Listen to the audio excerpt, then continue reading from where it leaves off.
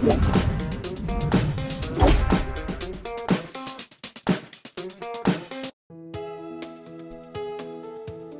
방송에서 제공하는 투자 정보는 투자 판단에 대한 조언입니다. 방송에서 제공하는 주식의 가치, 가격 상승 및 하락에 대해서는 방송사에서 보장하지 않습니다. 네, 안녕하십니까. 9월 마지막 주에 찾아뵙는 경제사부. 네, 오늘 요즘 시장이 상당히 불안정하게 올랐다 내렸다 정신없는 이런 가운데 그래도 결말은 해피엔딩이 될 수 있는 그런 9월달이 될 수 있을지 한번 이것저것 정리해 보도록 하고요. 이제 9월달 이제 지금 이제는 막 그런 생각밖에 안 들어요. 빨리 이제 한 달 지나고 그 다음 달은 뭐 새로운 게 좀 나왔으면 새로운 게 나오기도 무슨 이런 시장이죠. 장중에 또 무슨 금투세 뭐만 나오기 시작하면은 와르르 무너졌다가 그 다음 날 또 언제 그랬는지 하하하고 올라오는 이런 조울증 걸린 장세 이런 쪽에서 어떤 전략을 써야 되고 그럼 나머지 이제 저희 딱 한 분이 남았습니다. 10, 11, 12 요 3개월 동안 저희 계좌를 한번 뿌악 끌어올릴 만한 그런 내용들이 없을지 오늘 잘 들어보시면 있겠죠. 솔루션은 분명히 드리고 가겠습니다. 그렇게 일단 찾아봐야 될 것 같고요. 요즘 최근에 글로벌 증시하고 한번 잠깐 또 동향들 체크를 해보면서 보도록 하겠습니다. 일단 미국 증시 나스닥은 정고점 때 앞두고 계속 밀리면 돌아오고 그런 분위기입니다. 그래서 지금 나스닥을 보면서 느끼는 거는 솔직히 다우는 많이 올랐으니까 고점에서 뭐 출렁인다고 하더라도 S&P 500 그 고점에서 쫙 잘 버티고 있죠. 가장 우수한 성적을 가지고 월봉입니다. 한국 증시가 저렇게 갔었으면 우리는 다 포르쉐 타고 출근하고 강남에 집이 있을 텐데 라는 생각도 들고 있는데 아무튼 그러니까 미국 가죠. 저희가 다 이런 토대와 환경이 있다는 거에 대해서 그래도 모르겠습니다. 그런 대안이 있다는 거에 대해서 감사해야 될까요? 아무튼 셉니다. 이런 상황이 나오고 있고 요즘에 나스닥은 상대적으로 거기에 못 가요. 지금 일단 먼저 시장이 금리 인상기에 강했다. 그러면 그 다음에는 또 강할 것이냐? 강해. 이런 모습들을 좀 보여주고 있는 상황들이죠. 그래서 마찬가지로 요즘 나오는 경제지표 생각보다 되게 별로입니다. 특히 나오는 소비자 신뢰지수 벌써 나왔었죠. 소비자 신뢰지수 나오고 거기다가 또 이어지는 여러 가지 지표들을 보게 되면 오늘에는 나왔던 뭐 이제 별 보지도 않던 주택 지표도 보고 그래요.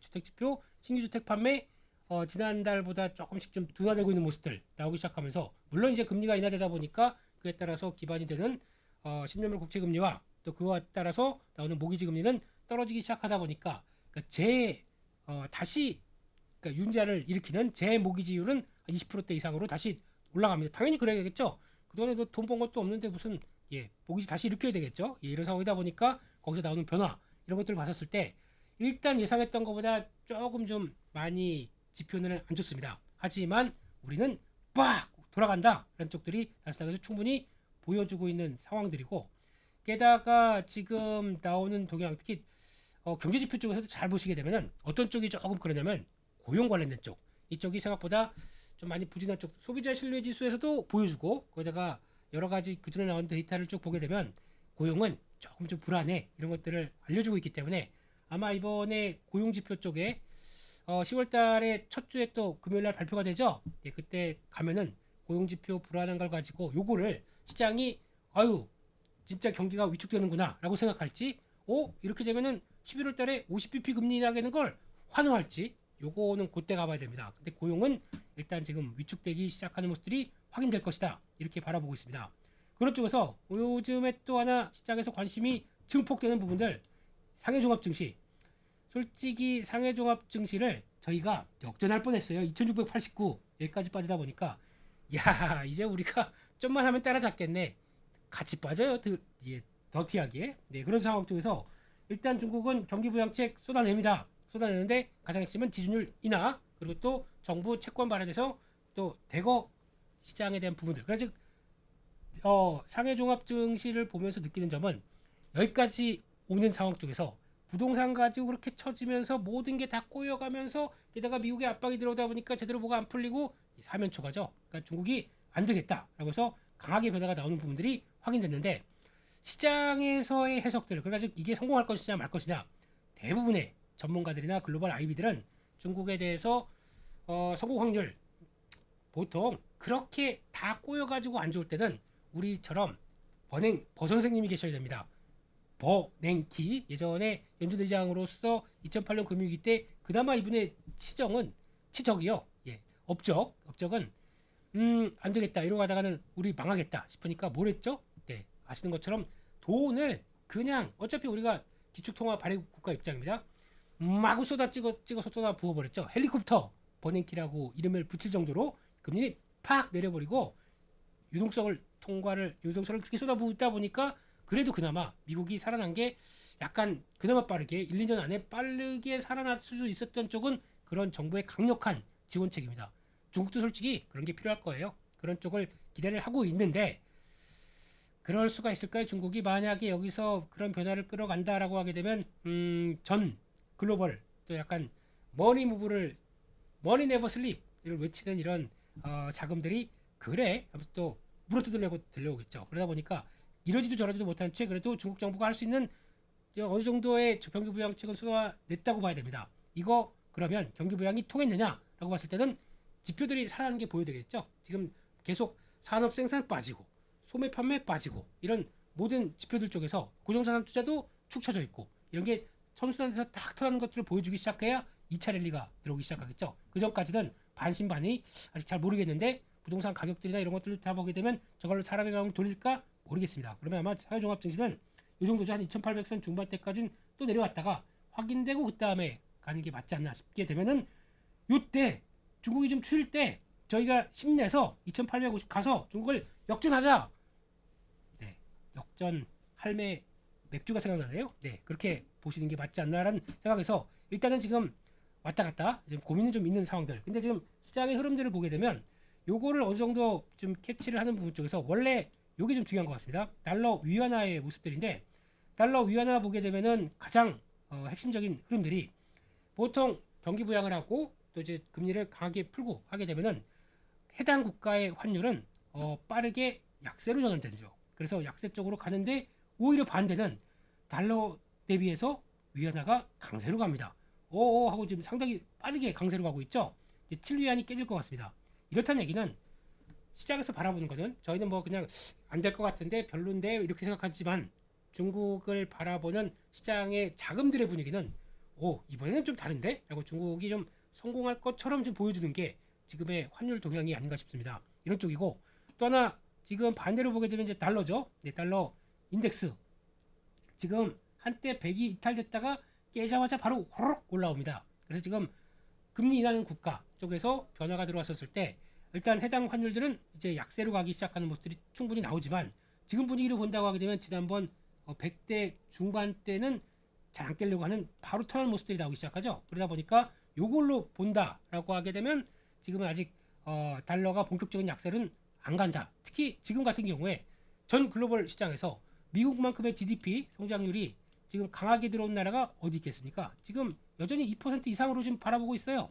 이런 국가가 지금 어디 있나요? 한국도 못 쫓아가요. 지금 미국을 그 정도로 강한 흐름들이 보여주고 있기 때문에 금리 인하를 해서 일단 달러가 내려간다고 하더라도 잠깐만 우리를 대체할 만한 나라가 어디 있는데 나와봐. GDP 성장표 갖고 한번 줄 서봐. 못 나옵니다. 그러다 보니까 달러의 강세는 제한됩니다. 그러다 보니 달러 약세는 제한됩니다. 그런 관점들. 그래도 지금 가장 먼저 체크해야 될 것 중에 하나는 그겁니다. 잘 보시게 되면 이제 미국도 금리 인하에서 11월 달에 B컷 이런 얘기들 또 추가로 나오고 있고 미국도 금리 인하를 통해서 돈 풉니다. 유동성 풀고요. 마찬가지로 중국도 경기 부양합니다. 돈 풉니다. 그러다 보니까 유동성도 확 올라갑니다. 마지막으로 유럽 볼까요? 유럽도 먼저 금리 인하를 하기 시작했어요. 유럽은 경기가 지금 못 버티는 단계예요. 그러다 보니까 금리 인하 먼저 시작하고 빨리 일단 유동성을 공급해야겠다라는 쪽들이 완화적인 정책이 나오기 시작하죠. 오늘 나왔던 HSBC의 보고서를 보게 되면 유럽 20이 아마 이거 지금 작정할 거야. 유럽 경기가 그런데 너희들 분명히 내가 보기에는 내년 4월까지 매번 금리를 인하할 거다라고 하게 되면 내년 4월이면 한번 볼게요. 그러면 20이 또 연결되는 거 보게 되면 지금부터 한 125, 150은 또 내릴 걸로 봅니다. 이제 언제 금리 올렸다가 다시 금리를 또 내리는 과정 쪽으로 오면서 경기를 살릴 것이다라고 하게 되면 지금 전 세계는 다시 트렌드가 바뀌기 시작했어요. 한때는 물가 잡느라고 금리 쫙 올렸다가 물가 어느 정도 좀 됐다 이제 한 2.5%대 정도까지 다시 내려오는 거 보고 이 정도면 됐어 라고 생각하면서 이제 다시 돈을 풉니다. 요런 때 그러면 이제 시장이 금리가 떨어지고 유동성이 커지면서 물가를 또 자극하는지 이건 또 보셔야겠죠. 하나의 숙제입니다. 이건 하나의 숙제인데 그거 전에 이런 상황 쪽에서 시장은 뭘 생각할까요? 선진국들이 G2가 이렇게 G2 유럽까지 들어간다 플러스 1 이런 국가들이 돈을 풀고 있습니다. 이런 단계를 봤을 때 과연 위험자산 그리고 또 주식시장 그리고 또 시장의 유동성과 함께 다가올 이 변화는 어떻게 될까요? 딱 한마디 돈을 풉니다. 요게 핵심인 거죠. 그런 관점 쪽에서 유동성에 따른 시장의 변화들은 계속 지금부터는 체크해야 된다라는 쪽이고 또 하나 그것도 보셔야 될 것 같죠. 이제 금리가 그러면은 일단 10년물 채권 금리를 보게 되면 기준은 지금 현재는 3.6대까지 가다가 또 올라왔어요. 예, 올라왔다는 얘기는 일단 만약에 그런 얘기를 많이 하시는데 금리만 보게 되면서 이제 계속 하향돼서 이제 어차피 금리 계속 내릴 텐데 근데 잘 보시게 되면 10년물짜리예요. 10년물짜리는 좀 앞으로의 흐름들을 넉넉하게 반영할 거 아닙니까? 단기물들은 바로바로 이어진다고 하더라도 이렇게 되게 되면 10년물 쪽이 이런 식으로 나가는데 만약에 그러면 그냥 저희가 생각하는 것이 계속 약세로 간다 이러면은 생각보다 어떤 의미가 또 담겨 있냐면은 금리는 계속 떨어질 것이고 경기가 그만큼 안 좋을 것이고 라는 쪽에 대한 함의가 반영되어 있습니다. 그러다 보니까 지금은 10년물은 하향 기조를 간다고 하더라도 이렇게 그냥 한 방향으로 쫙 내려가게 되면 시장이 또 걱정합니다. 그러면 다들 채권만 사고 있고 채권만 사다 보니까 금리가 떨어지는 거죠. 실질 금리가. 그런 상황에서 가격 올라가고 거기다가 금리 떨어지고 이게 별로 좋은 쪽으로 해석을 안 하는 거죠. 차라리 지금은 그냥 추세적으로는 이렇게 약세 쪽으로 가다가 거기서 왔다 갔다 한다고 하더라도 일단 트렌드는 하향이지만 금리도 경기 쪽을 반영하는 쪽으로 나온다 그러면 급하게 하락하면 그것도 안 됩니다. 그런 것들도 좀 보셔야 되겠죠. 그래서 지금 분위기는 이렇게 나오고 있다. 그래서 오히려 지금 살짝 또 다시 저항대 부분 한 3.8대 들어오고 한 3.95, 3.9대 정도쯤까지는 다시 열려 있는 모습들로 나오는 거죠. 그것도 금리도 그렇게 해석을 해야 된다라는 쪽으로 보셨으면 좋겠고요. 하지만 이러다 보니까 또 난리를 피우고 있는 쪽들이 하나가 있죠. 일단은 첫 번째 금 얘기는 한 달 전부터 계속 그 얘기 드립니다. 금 좀 관심 가지시라고. 그래서 이거를 KLX 금 거래소나 아닌데 그것까지 좀 보기 싫다. 그러면 그냥 미국 시장 하시면 된다고 하면서 금과 관련된 쪽 하나 볼까요? 예, 지금 GLD 요거 이게 지금 안 나오네요. 이 GLD라고 여기 나오네요. 예, 이거 미국의 금 관련된 ETF 이것도 보게 되면 꾸준하게 올라오죠. 이런 것들로 그냥 대응하셔도 돼요. 월봉상으로도 거의 반영이 되어 있는 상황들이고 이러다 보니까 금의 강세. 근데 금의 강세를 또 그렇게도 해석합니다. 금이 왜 올라가느냐? 지금 물론 금리 인하기 때 유동성과 함께 또 여러 가지 또 달러 약세에 대한 반대 포지션 쪽으로 들어간다고 본다고 하더라도 금의 강세는 그런 것도 있어요. 이제 달러가 기축 통화로 가는 거 이제 나 인정 못해. 안 되겠다. 우리 중앙은행은 금을 매입하겠다. 하는 쪽으로 중국, 러시아 이런 쪽에서는 오히려 반대적인 입장을 표현하고 있죠. 그래서 금 매입이 더 늘어나고 있는 수요에 대한 배경들도 상당히 있다라고 봐야 될 것 같습니다. 그렇기 때문에 이런 자산들은 챙겨야 됩니다. 좀 긴 시각으로 보게 되면 한때 이제 금 같은 경우도 길게 보게 되면 금리 인하가 됐었을 때 이런 때 자리들 2008년도 때부터 그 금융위기 나오고 나서 그때부터도 얼마큼 한 650대에서 거의 2000대까지 갔어요. 그 기간 동안에 그런 식으로 가는 것처럼 아마 한번 좀 움직인다라고 하게 되면 탄력들이 쭉 받아가는 모습이기 때문에 그런 거 한번 보시되 단기적으로는 약간 좀 슈팅 느낌이 납니다. 그렇기 때문에 요거는 흔들렸을 때부터 계속 관심 있게 또 보는 게 맞지 않느냐라는 쪽으로 지금 자산 쪽에서 배분을 본다라고 하게 되면 금 꼭 포함시키는 게 맞고 그를 따라가는 게 은이라고 많이 얘기를 하죠. 은도 그를 따라가는데 변동폭이 좀 있어요. 은 같은 경우는 약간 산업 자재 전도성이 좀 높다 보니까 뭐 전기차나 이런 또 산업 쪽으로 들어가는 게 있다 보니까 그것과 좀 연결이 돼 있어서 금의 성격과 구리의 성격을 같이 갖고 있다고 보통 얘기를 하거든요. 이런 것들도 신재생 에너지가 커지면 커질수록 또 관심은 있겠죠. 하지만 금만큼 못하다라고 봐야 될 것 같고 그 밖에 이제 구리가 있습니다. 구리는 또 최근에 여기서부터 지금 또 한 4달러대 초반까지 오다 보니까 중국 경기 힘들대 구리는 구려 안돼 이러면서 구리 가격이 여기까지 내려왔었죠. 그러다가 4달러대에서 본격적으로 다시 랠리가 나오기 시작합니다. 즉 일단 원자재 가격은 달러가 약세로 가기 시작하게 되면 풀린 유동성이 원자재를 자극한다. 첫 번째. 두 번째, 경기를 반영하죠. 특히 어떤 전선 쪽이나 아니면 전력기도 약간 경기 민감적인 성격이 높죠. 그쪽에서 수요가 많다 보니까 경기 민감 관련된 쪽의 수요를 반영하면서 주가가 가격들이 형성된다라고 하게 되면 그것도 영향을 끼치겠죠. 그래서 경기 민감 성격까지도 같이 있다라고 하게 되면 이게 유동성과 달러 약세 그리고 경기가 회복될 거라는 믿음들 중국 중심으로 이렇게 변화가 오다 보니까 여기까지 들어오는 모습들이고 직전 고점 보게 되면 4.7대까지 올라올 수 있다 보니까 그런 거를 반영되는 거. 보통 그래서 시장에서 뭐 이구산업, 대창 이런 종목들이 주가가 움직이긴 한다고 하더라도 그건 아주 작은 부분들이고요. 오히려 그와 함께 그래도 꾸준하게 어떤 전력 산업에 대해서 관심이 높은 쪽을 본다. 그냥 전력기기 보는 게 맞겠죠. 그래서 오늘도 전력기기 산업들은 약간 좀 주춤하다가도 또 움직이고 하는 게 이런 변화가 들어오는 부분이다. 라고 좀 생각을 해야 될 것 같습니다. 그리고 제가 강조드리고 싶은 거는 이것도 한번 볼까요? 유가도요. 유가도 지금 보게 되면은 한때 요 72달러 때까지 쭉 들어오다가 요때 또 많이 나오는 게 이스라엘 뭐 어디 동네 깡패냐 이런 얘기도 나올 정도로 지금 막 이쪽으로 쑤시고 저쪽으로 쑤시고 그러면서 지금 정신이 없는데 물론 이제 정치적인 입지에 따라서 그런다고 합니다.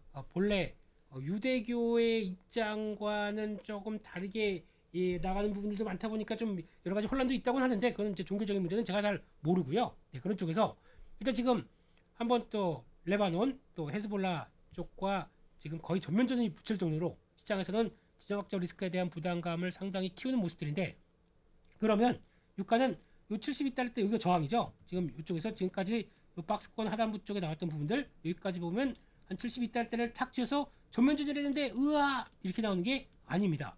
여기까지 반등했다가 또 빠져버려요. 왜 그러냐면은 이게 전면전을 펼친다라고 하더라도 주변의 강대국들, 주변의 맹주들이 시큰둥해요. 일단 니네들끼리 좀 알아서 해. 빨리 근데 전쟁 끝내. 이런 분위기로 나옵니다. 특히 옆에 있던 이란 같은 경우도 계속 경고성 메시지만 보내요. 근데 벌써 지난 선거를 통해서 약간 좀 또 대통령이 바뀌었죠. 바뀐 다음에 조금 강경하지가 않은 것 같아요. 그래서 지금 아마 레바논 쪽은 좀 속타지 않을까 싶은데 일단 강경무도 아니고 프랑스, 영국, 미국 모두 다 빨리 좀 끝내 이거 뭐 하는 거야 하면서 지금 짜증내고 있고 휴전을 막 강조하고 있고 특히 미국 같은 경우는 아마 그럴 것 같습니다. 그냥 빨리 끝내버려 빨리 진행시키고 이래버리고 빨리 끝낸 다음에 그 다음에 우리 선거 좀 하게 좀 둬라 라고 해서 아마 이게 그거를 앞두고 나온다 그러면 아주 강하고 빠르게 뭘 해결하고 좀 끝내려고 하는 모습들이 나오지 않을까라는 기대감도 좀 나오는 거죠. 결론은 일단 유가는 원자재 가격이다 보니까 그에 걸맞는 모습들도 나오긴 하겠지만 지정학적 리스크는 생각보다 많이 경감돼 있다라고 보시는 게 맞을 것 같고요. 여기서부터는 달러가 약세 행보에 따라서 나올 수 있는 유가의 플레이. 하지만 아직까지는 반등은 했지만 또 지금 중국의 수요 회복을 대해서 그렇게 민감하게 반응이 지금 안 되고 있는 상황들. 이것도 또 눈에 띄어요. 그래서 이런 걸 본다. 그러면은 아까 구리와는 좀 다른 모습들을 보이고 있다. 이런 것들도 눈에 띈다고 봐야 될 것 같습니다. 그리고 마지막으로는 제가 강조드리고 싶은 거는 이것도 보셔야 된다라고 말씀을 드리고 싶어요. 특히 이런 또 상황 쪽에서 약간 시장이 조금 더 활발하게 유동성 때문에 강한 모습들을 보인다. 그러면 움직일 수 있는 게 또 하나의 마스터피스 비트코인 이것도 보셔야 되겠죠. 비트코인의 관점을 보게 되면 일단 반감기가 끝난 지 벌써 이제 9월 달이다 보니까 거의 3, 4월 달 어제는 반감기 끝나고 살짝 올라온 게 여기 다였습니다. 그랬는데 박스권을 돌파를 못했어요. 그러다가 또 주춤주춤하면서 움직이는데 이때 잘 보시게 되면 그래도 무슨 고래가 파네 미국이나 독일 쪽에서 압수했던 비트코인을 정리하네 이런 수급적인 이슈 때문에 막 주춤했습니다. 그래도 잘 지킨 게 54,000달러, 55,000달러 때는 잘 지키고 일단 박스권을 이어갔습니다. 그리고 이렇게 쭉 들어오게 되면 단기적으로는 지금 저항대를 돌파하면서 이제 뭔가 변화가 나올 시점이고 그렇게 되면 이 앞에 것 약간 65,000달러를 안착해서 들어오기 시작한다. 그러면은 한번 시세를 쫙 뿜어낼 그럴 모습으로 바뀌어 있습니다. 그래서 이렇게 그냥 전고점 대 앞두고 그냥 후착 달릴지 아니면 전고점 대 앞에서 다시 한번 약간 주춤하게 나왔다가 또 무슨 어떤 고래가 이번엔 흑고래가 와서 지난번에는 흰고래였는데 이번엔 흑고래가 와서 또 물량 고래도 많대요. 근데 그런 쪽에서 물량 판다 그러면 또 밀릴 수 있습니다. 그런 때는 오히려 유동성을 생각한다 그러면 또 매수 기회가 아닐까. 안쪽에서 비트코인은 이런 글로벌 유동성이 확대되는 시기 쪽에서는 꼭 움직이고 반영을 받는다라는 것들도 생각하시면서 상대적으로 그런 것도 있겠죠. 비트코인도 이렇게 움직이는데 이더리움 같은 경우는 생각보다 많이 빠졌어요. 탄력이 좀 없습니다.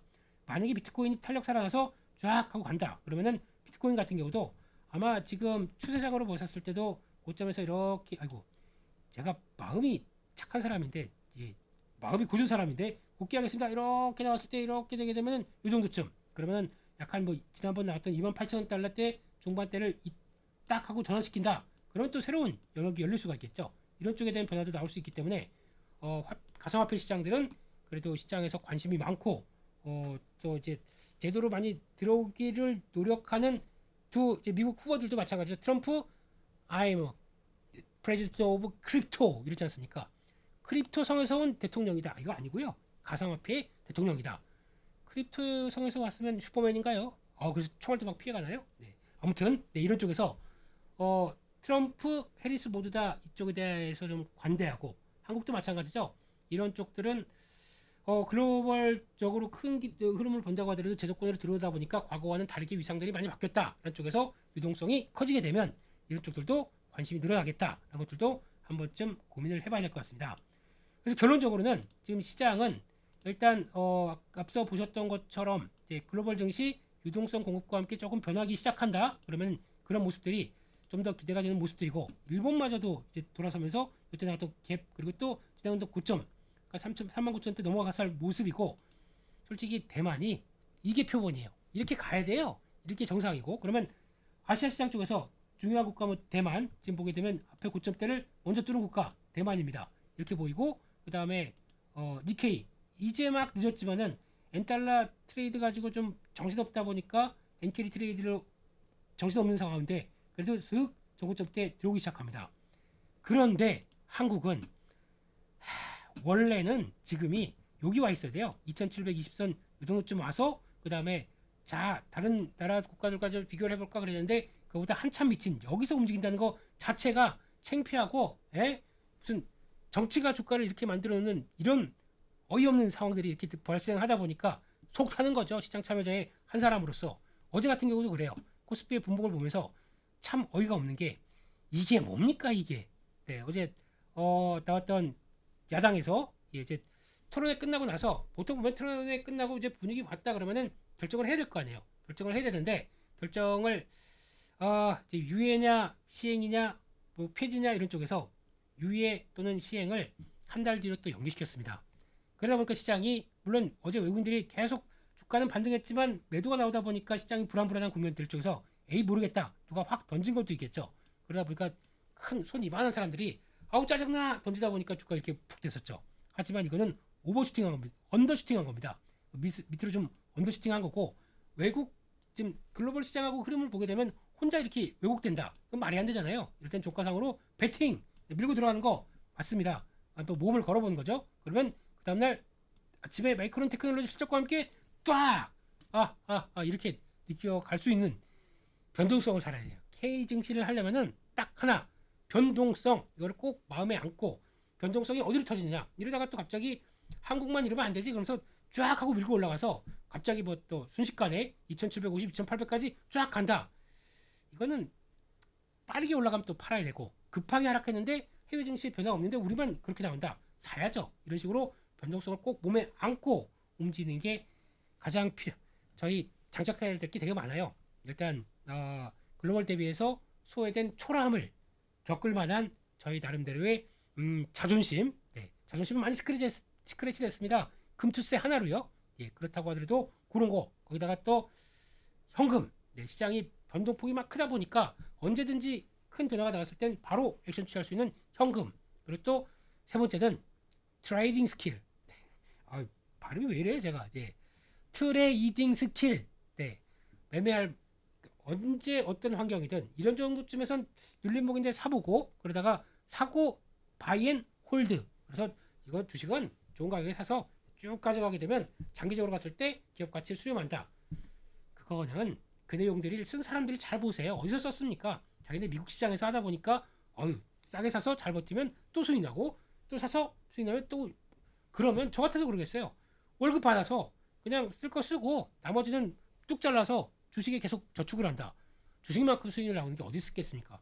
제가 미국 사람이면 그렇게 할 것 같아요. 그러면서 나는 연금도 그 주식으로 돌아가고 거기다 나도 직접 매달 현금으로 있으니까 그걸 가지고 주식 사고 그러다가 5년 10년 가게 되면 나는 부자 와우 이렇게 되는 게 가장 정상적인 흐름. 그러니까 부러워하는 미국 시장의 동향이라고 하게 되면 한국은 노노노 그렇게 했다가는 월급 뚝 잘라서 열심히 저축해서 한 5년 10년을 갔는데 뚝 잘랐던 월급에서 또 반이 뚝 잘라서 자산이 돼 있습니다.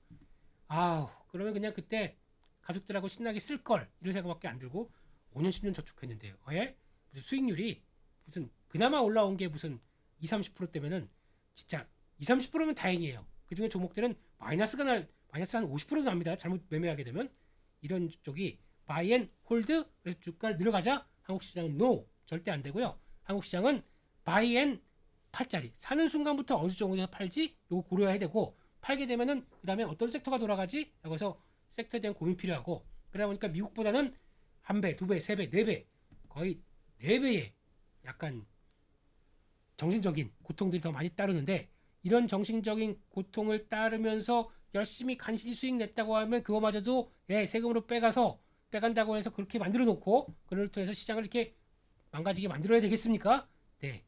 세금 좋습니다. 저 세금 누구보다 많이 내요. 아마 여러분들 계시는 분들보다 제가 세금 제일 많이 냅니다. 그건 자부할 수 있습니다. 네. 부동산부터 또 보니까 9월 달에 또 세금 내라고 이만큼 와 있어요. 그리고 또 거래세까지 잔잔바리는 세금 거래세 많이 내는 거 알고 있습니다. 그러면서도 계좌를 끌어간다고 하게 되면 이런 상황 쪽에서도 세금 내는 거 저 행복해요. 왜냐면 내가 태어난 한국, 내가 태어난 국가 쪽에서 그만큼 나를 키워줬다 생각하게 되면 낼 수 있습니다. 단, 저 금투세 내라고 하면 낼 수 있어요. 단, 좀 뭔가 한국 시장에 맞게 좀 다져놓고 그 다음에 시행을 하는 게 맞는 거 아닙니까? 아무것도 시행 안 되는 황무지에다가 무조건 그냥 거래세 통행세 걷겠다고 이렇게 딱 내밀고 있으면은 그게 그렇습니다. 네, 아무리 좋다고 하더라도 취지나 실정에 맞지 않는다. 그러면은 그거는 악법입니다. 그런 거를 시행한다고 그렇게 하는 쪽들도 그렇게 달갑지 않습니다. 그런 쪽에서 먼저 상법법 개정부터 벌써 해야 될 시간들은 충분히 주어졌는데 그때는 안 하고 있다가 이제 와서 무슨 금투세부터 걷겠다고 그게 말이나 되는 얘기입니까? 네, 일단 말도 안 되는 소리 집어치우시고요. 하지 마시고 그리고 다시 제대로 단계별로 밟아서 한국 시장이 주식시장의 토양들이 아주 탄탄하게 아주 양분이 많은 토양으로 만들어 놓고 그 다음에 저희 같이 웃으면서 매매하면서 그 다음에 이번에 좀 많이 벌었네 세금 낼게 얼마예요 이러면서 낼 수 있는 이런 환경이 되기를 다시 한번 기원을 하겠습니다. 여기까지 말씀드렸고요. 금투세 얘기만 하게 되면 폭주하는 저를 보면서 참 그렇습니다. 세금 낼게요. 내긴 내겠는데 이렇게 못 내겠습니다. 네, 거기까지 말씀드렸고요. 그 다음부터는 지금 시장에서 나오는 또 섹터의 동향들 요걸 어떤 식으로 바라봐야 될 것인가 라는 쪽들을 한번 세심 있게 세밀하게 찾아보도록 하겠습니다. 일단 지금까지 시장에서 봤었을 때 가장 또 얘기가 많이 나왔던 부분들은 반도체, 삼성전자 반도체 안 돼. 그러면서 요때쯤부터 이렇게 이제 갔다가 여기서 꺾이는 요쯤부터 모건 스탠리의 그런 얘기 있죠. 윈터 이즈 또 커밍, 윈터 이즈 커밍 어게인, 윈터 이즈 루밍 어쩌고저쩌고 하면서 반도체에 대해서 시간을 딱 꺾다 보니까 불안해요. 모건 스탠리가 그 얘기 딱 나온 다음에 반도체 쪽은 어떤 변화가 나왔냐면 물론 그때 이렇게 빠지다가 윈터 이즈 커밍 나오고 돌렸습니다. 6개월 정도 다시 돌렸어요. 그러다가 본격적으로 하락하기 시작하면서 아이고 모건 스탠리가 그래도 맞췄네 라고 하면서 저희 상당히 좀 우울했던 경우들이 있죠. 지금도 그렇게 되는 과정이 아니라 결국엔 맞췄다. 쟤들이 예고하면 맞는다 라고 하면서 그런 흐름들이 나오는데 그런데 만약에 윈터 이즈 커밍이 오려고 하게 되면 1위인 삼성전자와 2위인 SK하이닉스 3위인 마이크론 테크놀로지 그러면 이 중에서 누가 가장 힘들겠습니까? 시장 점유율 가장 낮은 쪽이 더 힘들겠죠. 그런데 이번에 실적 뚜껑을 딱 발표해 봤더니 마이크론 테크놀로지는 전혀 그런 얘기가 없고 일단 지금 잘하고 있는데 뭘 무슨 윈터 어쩌고저쩌고 우리는 여전히 봄이야 라는 얘기를 하고 있죠. 거기서 실적 예상 대비 다 좋았고 거기다가 예상치 대비해서 내년에 대한 분위기까지도 여전히 가이던스를 다 높이는 가운데 얘기했던 HBM 이쪽에 대해서도 지금 시장에서 바라보는 거는 모건 스탠리가 얘기했던 지금 공급 과잉이 나온다라는 얘기를 전혀 뭐 귀뚱으로도 안 듣고 있어요. 근데 그들은 그냥 쇼쳤나 봐요. 네, 쇼쳐 놓고 거기다가 반도체 빠져라 기도하다가 그런 리포트를 보냈는지 모르겠지만 아주 그런 쪽으로 나섰을 때 실적은 또 그러지 않고 그러다 보니까 주가가 이렇게 많이 빠지는 경향들도 직격탄이다 보니까 나오긴 하죠. 근데 결론적으로는 그들이 모건 스탠리가 얘기했던 HBM3가 공급 과잉으로 들어가고 그로 인해서 공급 과잉이 되게 되면 아이고 안 되겠다, 이거 차라리 그냥 디램 쪽으로 생산 능력을 전환시키자. 그러면 디램 쪽에서 오히려 공급이 늘어나다 보니까 주가가 가격이 하락하는, 그래서 본격적인 겨울이 온다라는 쪽에 대한 시나리오거든요. 지금 마이크론 테크놀로지는 그런 얘기 안 하는데요. 전혀 그런 얘기가 아니라 아니 우리 내년 거까지 HBM 다 부킹 아웃 됐다. 내년 거까지 다 나가기로 돼 있대요. 이게 가장 중요한 거는 주문자 생산 방식으로 주문자랑 협약을 맺고 그냥 다 들어간다. 이게 왜 쇼티지가 이게 왜 공급 과잉이 나오겠습니까? 다 협약된 일인데. 그러면 여기다가 만약에 다른 쪽에서 그거 좀 예약된 거 말고 다른 거 좀 줄 거 없네요? 우리 다 나가기로 돼 있는데요. 그러면 이게 공급 과잉입니까? 쇼티지가 나면 아직 날지 모르는 이런 상황들 쪽에서 이런 쪽에서 반박하는 쪽 골드만삭스에서는 지금 반대인가 봐요. 일단 모건 스탠리 쪽에서는 윈터 이즈 커밍, 골드만삭스에는 니네 해도 너무하네, 말도 안 되는 얘기하고 있어. 그래서 지금 둘이 격돌되고 있습니다. 그런 쪽에서 골드만삭스는 지금 HBM 시장에 대해서 내년에 3% 쇼티지 날 것이다 라고 하면서 반박하는 모습들이 나오죠. 그런 쪽에서 지금 일단 실적만 본다, 마이크론 테크놀로지 실적에서 얘기한 것만 본다, 골드만삭스가 맞아요. 근데 마이크론 테크놀로지 이제 마이크로소프트 MS니까 마이크로소프트라고 해 자꾸요. 모건 스탠리 입장 쪽에서는 일단 지금 그러면 다 좋다. 그럼 봐라 이제. 그러면서 이제 한국의 메모리 반도체 수출 증가율이나 그리고 또 고정거래 가격, 그리고 또 IT 수요 이쪽에 대해서 얘기를 계속할 겁니다. IT 수요 아직 안 살아났는데 D램은 그걸 반영하겠느냐? 아직 반영해서 고점에서 이렇게 꺾이고 있는 모습을 봤었을 때 이게 진정한 D램 사이클의 상승이 맞겠느냐? 피크아웃되고 꺼지는 거 아니냐? 이런 쪽에 대한 내용들이 담길 수밖에 없겠죠. 그래서 가장 키 핵심은 얘는 이렇게 얘기하고 얘는 이렇게 하고 아이고 내 주식 어떻게 라고 생각하지 마시고 거기서 중요한 핵심은 그겁니다. 그러면 메모리 반도체는 아무것도 딴 거 필요 없어요. 그냥 뭐 얘가 맞네 제가 맞네 아이고 지난번에 했으니까 틀렸네 맞네 이런 거 하지 마시고요.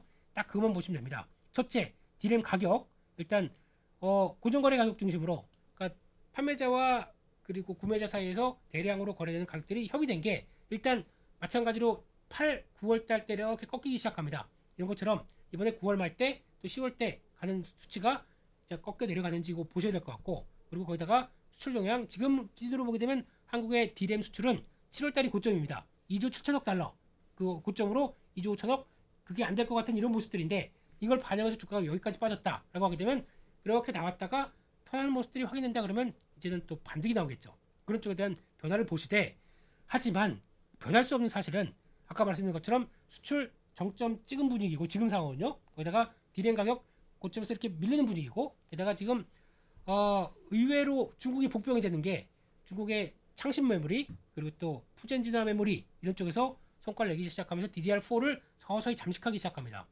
지금 현재는 그걸 뭐 무슨 우린 DDR5가 주력인데 라고 하지만 중국입니다. 인해 전술로 뭐든 또 이제 밤새서 만들어, 그러면 뭔가 또 뚝딱뚝 만들어 가지고 어떻게든 쫓아올 가능성이 높다 보니까 위협이 되는 거죠. DDR4는 벌써 가격들이 꺾이는 게 좀 커지고 DDR5는 약간 프리미엄급이다 보니까 이렇게 고점에서 횡보하고 있는데 이런 쪽에서 변화가 나온다라는 것들을 생각을 해보시면서 일단 지금은 중국의 위협들이 얼만큼 더 이제 공급 쪽에서 압박을 가는지도 또 하나의 부담 요인들이 하죠.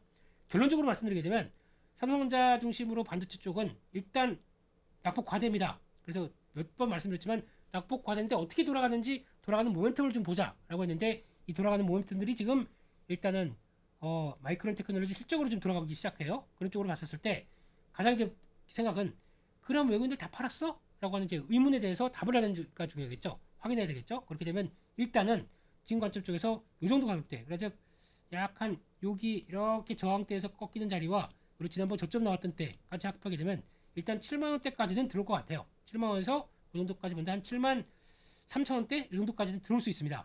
7만 2, 3천원대까지는 들어오는데 여기 들어와서 만약에 낙폭 과대는 반영이 되겠죠. 반영이 들어오는데 거기서 그럼 이제 그걸 볼 겁니다. 그러면 메모리 반도체 그냥 계속 유지가 돼서 확장세로 가는 거 맞아? 안 맞아? 아까 말씀드렸던 내용들 보고 바뀔 것 같습니다. 그거 한번 보셔야 될 것 같고, 마찬가지로 SK 하이닉스 지금 기준으로는 우리는 삼성전자와 다른데 라는 얘기를 계속 많이 했지만 시장이 안 먹혀주고 같이 움직였다가 요 정도 라인 15만원대를 지켰었죠. 15만원대가 왜 중요하냐면은 요 얘기 한번 드렸을 겁니다. 네, 15만원대 과거의 월봉상으로 본다. 어디입니까? 지난번 반도체 사이클 때 가장 중요한 가격들, 즉 요때에서 돌파하고 쫙 갔다가 여기까지 데려온다. 요 지금 전고점 때는 지켜야 될 거 아닙니까? 이런 때 이탈하게 되면 이건 전후의 매수 찬스라고 생각했는데 그달도 쫙 밀렸다가 다 돌아가고, 그래서 이 정도 라인들은 지켜주는 거죠. 그렇게 되면은 사이클들이 여기까지 조정받고 움직이는 과정들 생각하게 되면 아마 이제 20만 원대 아니면 19만 원대 이런 때 부분부터 돌아가는, 여기서부터 여기까지 빠졌던 거에 한 절반 정도쯤까지는 시장이 좀 돌아가지 않겠느냐 한쪽에서 지금 보게 되면 지금부터, 그리고 또 비중이 많았던 분들은 지금부터라도 좀 정리를 살짝 하시면서 한 요 정도, 한 19만 원대 중반대 직전 고점대 들어와 있는 요 자리 쪽에서 지금 또 분위기를 보는 게 맞지 않겠느냐. 그럼 요 정도, 그리고 또 요렇게 저항대 이렇게 맞아진 요 정도쯤에서 거기까지 빠르게 쭉 들어온다. 그러면 일단 쉬었다가 다시 좀 쉴 때, 그럴 때 좀 다시 담고, 그러면 이렇게 중기 저항대가 이렇게 들어오고 있던 게 이게 지지받고 다시 돌아가는 이런 모습들이 나오겠죠. 그런 차원에서 좀 빠르게 올라온다. 그러면 줄였다가 다시 살 기회도 보고 하는 이런 대응으로 가시는 게 제일 맞지 않나. 한쪽에서 일단은 돌렸습니다. 그리고 제가 보기에는 여기까지 빠지면 안 될 것 같습니다. 그런 쪽에서 일단 회복이라고 봐야 되겠죠. 반등보다도 회복 쪽으로 들어오는데 어느 정도 들어오게 되면은 그것도 좀 비중 관리하셨다가 다시 흔들릴 때 사자. 그게 가장 좋은 전략이라고 생각이 듭니다. 거기까지 말씀을 드렸고요. 이게 반도체의 흐름. 그리고 또 하나 두 번째, 지금 또 시장에서 계속 부각받고 있는 게 2차전지입니다. 벌써 여기서부터 바닥 어느 정도 확인하고, 이것도 그렇잖아요. LG에너지 솔루션도 지금 여기까지 뭐 전기차 안 팔려 그러면서 한때 60만 원대 구가했던 주가가 벌써 오래됐죠. 쫙 빠져가지고 30만 원대에서 바닥을 다지고 다져서 거의 가루가 돼버린, 다짐육도 아니고 가루가 돼버린 이런 상황 쪽에서 여기서 올해 한 3, 4개월 횡보하다가 일단 이제는 끝나겠지, 캐즘구가 끝나겠지 하면서 반등되는데, 중요한 거는 요 중기 저항권들 요렇게 딱 보시게 되면 42원대 여기가 지금 일단 걸리는 자리죠. 요게 걸리면서 안착해서 올라가는 분위기가 되기 시작하게 되면 아마 시장은 그럴 겁니다. 캐즘은 거의 끝났다. 캐즘 끝난 다음에 보여주고 있는 게, 제가 보기에는 단서가 캐즘이 끝나려고 하게 되면 지금 전기차를 사는데 부담이 별로 없어야 될 거 아니에요. 부담이 별로 없다라는 얘기는 뭐냐? 가격이 많이 빠지거나 아니면 내가 지금 돈이 많이 생겼거나, 그러니까 금리 인하를 통해서 고금리 때 나왔던 부분보다 많이 이제 월 납입하는 이 월부금이 많이 줄어든다. 이것도 하나의 잘 팔리는 계기가 되겠죠. 그런 거 빼고 직접적인 모습을 봤을 때 전기차가 가장 많이 차지하는 부분들이 배터리입니다. 배터리가 대량 투자를 통해서, 그리고 또 북미 같은 경우도 LG에너지 솔루션이나 나머지 업체들 쪽으로 쇼티지가 아니라 이것도 충분하게 공급하는 쪽으로 나온다 그러면 배터리 가격이 떨어지겠죠. 떨어진 배터리 가격에 그러면 좀 적정하게 낮은 가격으로 들어온다. 거기다가 금리 인하까지 대준다. 이게 거기다가 내연기관과 이제 본격적으로 경쟁할 수 있는 차 가격이 생기기 시작한다. 여기다가 저가 이제 예전보다 저가 차량들이 이제 들어오기 시작하는 거죠. 거기다가 우리 전기차를 타면서 말이에요. 무슨 운전을 했다가 뒤에서 빵빵 아우 깜짝이야 이런 거 하지 마시고, 깜빡이 켜고 들어갈까 말까 차 막히는데 아우 나 피곤해 이런 거 필요 없이 우리는 요거 하나면 해결합니다. FSD Full Self Driving 이라고 하는 테슬라의 완전 자율, 그들은 그래 완전 자율주행이라고 하는데 나오는 거 보시죠. 10월 10일 날 이제 공개를 한다고 하는데, 그게 장착되기 시작하게 되면 세상이 많이 바뀌는 거죠. 내가 타서 안에서 막 게임도 했다가 뭐 전화도 했다가 뭐 창밖도 보고 와 좋은데, 근데 차는 잘 가고 있어요. 근데 저한테는 필요합니다. 저는 나오게 되면은 살 것 같아요. 자율주행 제일 무섭긴 하죠. 이거 안 하고 이렇게 두고 있다가 갑자기 차가 휙 지나간다 그러면 이거부터 잡을 거 아닙니까? 그러긴 하겠습니다만, 자율주행은 또 하나의 큰 게임 체인저가 될 거라고 생각합니다. 그렇게 되면은 2차전지 쪽도 반응을 하겠죠. 그런 쪽의 흐름 보면서 변화를 생각한다라고 하게 되면 이런 쪽에서도 앞으로 2차전지 전기차에 대한 개화는, 캐즘은 다시 끝나고 변화가 될 수 있다라는 기대감들이 높아지는 거라고 봐야 되겠죠. 이런 쪽에서 그러면은 몇 가지 말씀드리자면은 이제 2차전지 쪽에서 그래도 뭐 LG에너지 솔루션부터 에코프로, BM, 에코프로 예전에 종목들 이거 사는 거 이것도 뭐 고려 대상이긴 합니다. 왜냐면 이제 이쪽도 이제 중요한 저항선을 돌파해서 들어온다고 하더라도 제가 보기에는 일단 지금 캐즘이 끝나면서 나오는 쇼트지가 나올 구간, 쇼트지가 나오는 섹터 이거를 먼저 챙겨보는 게 맞지 않나 싶습니다. 그래서 제가 보기에는 전구체에 대한 투자가 늦었습니다. 그래서 벌써 한 달째 내내 말씀드리고 있는 것 중에 하나가 에코프로 모티. 네, 여기까지 와 있어요. 네, 바닥에서 쭉 하고 여기 들어옵니다. 이거 누가 사느냐면 잘 보시게 되면 제가 안 사고요. 예, 외국인들이 삽니다. 이런 식으로 산다는 얘기는 뭘 보고 들어올까요? 예, 2차전지 쪽에 쇼트지가 이쪽이 있네. 이런 쪽들이 들어온다. 하는 것들을 보고 있는 것 같고, 에코앤드림 이 회사도 마찬가지로 전구체 하는 회사죠. 이쪽에서 좀 벌써 여기까지 들어와 있는데 직전 고점대 부분 들어오다 보니까 약간 좀 주춤하긴 한데 일단 좀 조정받게 되면 관심 있게 봐야 될 쪽들요. 쇼트지는 전구체라고 봐야 될 것 같고, 음극재가 또 변화가 들어올 것 같습니다. 포스코 퓨처엠 이거 같은 경우도 지금으로 보게 되면은 주가는 약간 고개 들고 좀 올라오기 시작해요. 예, 그런 쪽에서 포스코 퓨처엠 그리고 또 대주전자재료 실리콘 음극재의 강자죠. 이런 모습들 또 흐름 받아보면서 다시 슥 돌아오는 모습들, 여기도 쇼트지가 나게 되면 P는 급등합니다. 캐즘이 끝나서 Q가 또 살아나기 시작한다. 올라간 P와 Q가 다 동시에 올라간다. 그러니까 지금 쇼트지가 나는 부분을 먼저 체크하고 보는 게 맞다는 얘기겠죠. 그게 핵심이다. 이렇게 보셔야 될 것 같습니다. 그게 가장 중요하다고 봐야 될 것 같고, 마지막으로 또 하나의 주요 섹터 바이오입니다. 바이오 쪽에 오늘 보니까 알테오젠이 지금 아이고 에코프로 BM한테 내줬네요. 예, 네가 왕인 줄 알았지? 내가 왕이야. 그리고 다시 올라갔고 지금 18조대에서 좀 왔다 갔다 하면서 지금 엄청 싸우고 있네요. 예, 알테오젠은 또 다시 2위로 내려오고, 그런데 바이오 쪽도 만만치 않습니다. 지금 과거의 우리 바이오가 아니다 라는 쪽에서 알테오젠을 필두로 해서 지금 제형들이 바뀌었잖아요. 그래서 지금 똑같이 나 항암제를 맞게 되면은 뭐 3시간씩 앉아서 이거 정맥 주사를 맞아서 하고 이러고 있는 게 아니라 일단은 그러지 마시고 이걸 한번 바꿔보세요. SC 제형 그러니까 주사 한 방이면 약효 끝 이런 식으로 나오면서 나오는 것들이 바뀌다 보니까 특히 빅파마들이 이쪽에 관심을 가집니다. 왜냐면 내 약이 특허가 만료가 됐어요. 만료가 되면은 그때부터 본격적으로 바이오 시밀러들이 복제해서 막 들어올 텐데, 나는 이거 가지고 10년 동안 거의 뭐 무슨 돈을 많이 벌었는데 이게 그러면 나는 끝나게 돼서 특허 만료가 되게 되면 나머지와 경쟁하다 보니까 내 수익은 많이 떨어지겠죠. 이거를 그대로 두겠느냐? 안 되겠다. 이 특허를 만료해야 되겠다. 그러면은 지금까지는 정맥 주사였는데 그거를 한 번 맞는 주사 SC 제형 쪽으로 바꾼다든가, 아니면 또 ADC 약물 작업밥 시스템 쪽 장치 쪽으로 좀 바꿔가기 시작하면서 ADC 제형 쪽으로 바꾼다든가, 이런 여러 가지 배경들이 나오기 시작하게 되면 이게 또 하나의 흐름들로 만쳐갈 수가 있는 부분들이죠. 그만큼 갈고 닦은 기술들이 빅파마가 원할 정도로 저희가 잘 맞춰가기 시작한다. 이런 것들을 보게 되면 시장에서는 또 먹혀주는 거겠죠. 그러다 보니까 알테오젠 여기까지 올라와서 잠깐 조정받지만 이제 알테오젠의 지금 키트루다의 SC 3상이 끝났습니다. 결과 정리해서 조만간 발표를 할 것 같아요. 그런 쪽에서 FDA 승인 나오고 하게 되면은 그때부터는 본격적으로 로열티 얼마 받을래? 네, 그래서 그 나오는 구간들이 유한양행이 나왔던 구간과 비교해 보시면 맞을 것 같아요.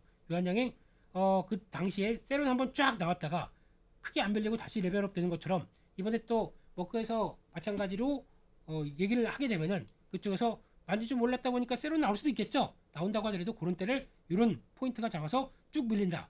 그때를 비중을 늘리는 기회로 보는 게 맞지 않을까요? 그런 것들 쪽에서 바이오도 꼭 챙겨야 될 섹터입니다. 지금 성과를 낸 걸 가지고 이제 돈 벌 시기가 들어오다 보니까 계약하고 라이센싱 아웃 했던 거나 아니면 이제 판매되는 거에 따라서 로열티를 받거나 이런 식으로 나가기 시작하게 되면 나는 붐붐붐 이런 회사들이 나오기 시작하겠죠. 이런 회사들이 돈 벌면 뭘 할까요? 그러면은 이제 돈은 이제 앞으로 한 또 계약 기간 동안에 충분히 돈 들어올 거고, 그럼 그걸 가지고 이 돈이 들어오는 게 무슨 뭐 50억 100억이 아니거든요. 네, 총 받을 금액들이 조단위거든요. 그게 이제 나눠서 들어온다 그러면 몇천억씩 매년 들어옵니다. 이걸 가지고 기술 개발을 했던 회사이기 때문에 기술 개발의 진심인 쪽들은 이제 남한테 손 안 벌리고 뭐 시비 찍거나 아니면 아쉬운 소리 하면서 저 어떻게 저희 거 좀 할 테니까 좀 돈 좀 지분 좀 드릴 테니까 해드리면 안 돼, 이런 얘기 안 합니다. 그냥 있는 거 뭐 시비할 거 뭐 다 상환해 버리고 그냥 자 이제는 보자, 우리가 독자적으로 돈도 있으니까 회사를 인수를 할까, 기술력 있는 회사를 인수하든가, 아니면 우리가 또 파이프라인 이거 하는데 여기다 적극적으로 밀어버려, 돈을 열심히 태워가지고 또 기술 개발을 한다든가 하는 여러 가지 변화가 나올 수 있겠죠. 그게 또 하나의 선순환이라고 하게 되면 아마 국내 업체들도 앞으로 한 5년, 10년 동안에 커지는 회사들이 되게 많을 것 같아요. 그런 쪽에서 또 하나 그거도 있을 것 같습니다. 지금 삼성바이오로직스 이것도 지금 최근 들어서 CMO의 강자 쪽으로 나오면서 일단 미국의 생물보안법 최근 들어서 무슨 또 좀 얘기가 많았었죠. 저거 잘 보니까 구성 항목이 4개인데 그 중에서 요거는 중국 거 포함되고 안 되고 이게 우시바이오가 포함되느냐 아니냐에 따라서 뭐 얘기가 많다 보니까 이거 안 되는데 라고 하는 약간 찌라시성 얘기가 돌다 보니까 주가는 밀리고 거기다가 중국에서 우시바이오는 상한가 막 들어가고 이런 모습들이 나왔는데 해프닝입니다. 지금은 일단 가고 있는 방향들은 여전히 왔다란 쪽으로 얘기를 하면서 그 법에 대해서 또다시 재해석들이 나오기 시작하죠. 여전히 가는 길은 맞는 것 같아요. 그러다 보면 이것도 계속 가는 길을 쭉쭉쭉 갈 수가 있겠죠. 그런 쪽에서 CMO. 근데 중요한 거는 우리 다 그동안 투자해놨고 송도에 가게 되면 송도가 아니라 삼바도 같아요. 네.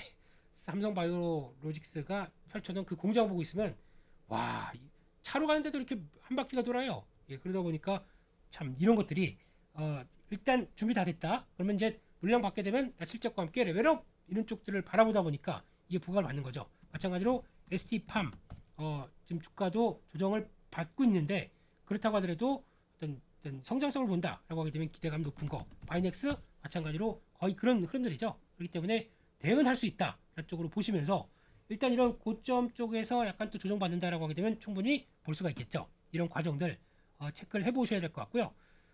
그런 쪽에서 코스닥에서도 바이오 쪽 종목들 상당히 많이 빠르게 움직입니다. 그쪽에 또 리가켄 바이오 이런 것 같은 경우도 지금 모습 보게 되면 또 고점이에요. 직전 저항대 싹 넘어서 그 부분에서 좀 조정을 받고 있습니다. 이런 것들도 한번 같이 보시는 게 맞아야 될 것 같고 삼천장 제약은 모르겠습니다. 너무 말도 많고 탈도 많아서 저는 개인적으로는 그렇게 매매를 잘 안 하는 편인데 그래도 이런 것들 들어오는 것 같고 이걸 좀 확장시켜서 보게 되면 K뷰티 쪽에서 나오는 이런 것들 뭐 휴젤 뭐 또 메디톡스 뭐 파마리서치는 약간 PDRN이다 보니까 스킨 부스터 피부 재생 쪽이죠. 그런 쪽들이 강한데 그래도 휴젤이다 아니면 또 파마리서치 이런 종목들도 일단 많이 올라와 있어요. 거기다가 비만 치료제 맞게 되면은 일단 살은 쭉 빠지는데 살이 처집니다. 얼굴도 이렇게 쏙 빠지는데 얼굴이 이렇게 쭉 처져요. 그러면 이걸 가지고 그걸 보니까 살 빠져 좋은데 얼굴이 많이 늙어 보여. 안 되겠는데? 그러면 뭘 합니까? 일단 올리고 넣고 채우고 필러 뭐 보톡스 뭐 이런 것들 나오게 되면 이것도 또 하나의 어떤 대기하고 있는 수요가 아니겠느냐. 솔직히 그런 거 주사 맞고 할 정도면은 이것도 충분히 시술이 가능하겠죠. 이런 거 보면서 섹터들 그래서 지금까지 말씀드린 섹터는 반도체, 바이오, 거기다 2차전지 이런 식으로 어떤 시장이 계속 수단되면서 시장을 끌어갈 가능성이 높기 때문에 이런 것들을 잘 보자 이렇게 말씀을 드렸습니다. 여기까지 해서 저희 경제사부는 오늘 9월 말일자로 지금까지 한 달 동안은 제가 혼자서 진행을 했었지만 아쉽게도 프로그램 방침과 서울경제TV의 또 멋진 프로그램을 위해서 여기서 잠정으로 중단을 해야 될 것 같습니다. 오늘이 잠정 중단 방송 마지막 날입니다. 그래서 그동안 저희가 한 1년 반, 2년 정도 경제사부를 끌어오면서 참 울고 웃었던 여러 가지 상황들도 많았지만 그래도 한국 시장이 너무 위축돼서 속상한 적이 너무 많았습니다. 앞으로는 이런 일이 없으셨으면 그리고 또 이런 일이 안 나왔으면 좋겠다는 바람과 소망을 담아서 저는 다시 이제 프로그램이 재개가 되게 되면 그때 다시 돌아오기로 하고요. 네, 그래도 저희 서울경제TV 많이 사랑해 주시고 그리고 또 언제든지 가는 거 아니에요. 갑자기 다음 주에 와서 가는 줄 알았죠? 시작할 수도 있습니다만 많이 아껴주시고 저희 또 다시 돌아올 때 또 웃으면서 드디어 한국 시장이 3,000포인트가 넘었습니다 하고 돌아올 그날까지 다시 한번 많이 계좌 잘 키워주시고 또 건강하시고 또 정말 많이 해주셨으면 좋겠습니다. 저는 여기서 마치겠습니다. 감사합니다.